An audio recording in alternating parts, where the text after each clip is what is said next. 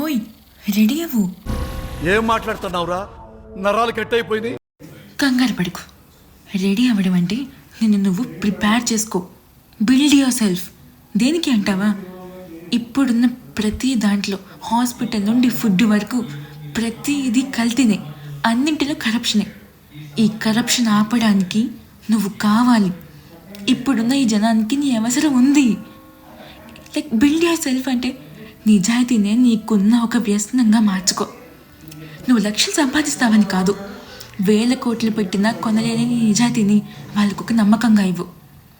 నిజాయితీగా ఉండేది పక్క వాళ్ళ కోసం కాదు, మన కోసం. నువ్వు నీ కోసం హానెస్ట్గా ఉండు. లైక్ నువ్వు ఎలా ఉండాలో తెలుసా? ఒకటి నీ ముందుకొచ్చి నుంచోవాలి అన్నా, నిన్ను ఒక ప్రశ్న ప్రశ్నించాలి అన్నా, ఒకటికి వాడు 10 సార్లు ఆలోచించుకోవాలి. నిన్ను అడగడానికి వాడు ఆలోచించాడు అంటే వాడు నిజాయితీగా లేనంటే కదా. నువ్వు పక్క వాళ్ళని మోసం చేస్తే మహా అయితే వాళ్ళకి వచ్చేదేం లేదు, వాళ్ళు ఎప్పుడు మోసపోతారేమో. కానీ ఏదో ఒక రోజు ఖచ్చితంగా వాళ్ళు చాలా స్ట్రాంగ్గా మారుతారు. ఎందుకంటే లైఫ్ మనకి ఏం ఇచ్చిందా అని వాళ్ళు ఆలోచించి చించి స్టెప్ బై స్టెప్ బౌన్స్ అయిన బంతిలో సక్సెస్ కొడతారు.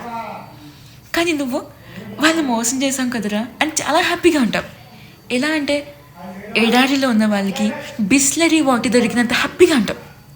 కానీ ఏదో ఒక రోజు ఖచ్చితంగా నువ్వే బోల్తా పడతా.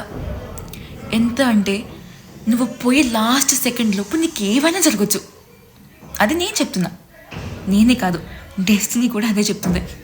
కర్మ అంటారు కదా, అది ఇదే. ఏమో నీ అదృష్టం అంతగా బాగుంటే నీకు అదే రావచ్చు. ఏంట్రా అది? అదే, నీ చావు కూడా నీ మోసానికి తగ్గట్టే రావచ్చు అంటున్నా. సో ఫైనల్లీ నేను చేద్దాం అనుకుంటున్నా అంటే చెప్పు రాధిక. నిజాయితీకి తగ్గేదే లే.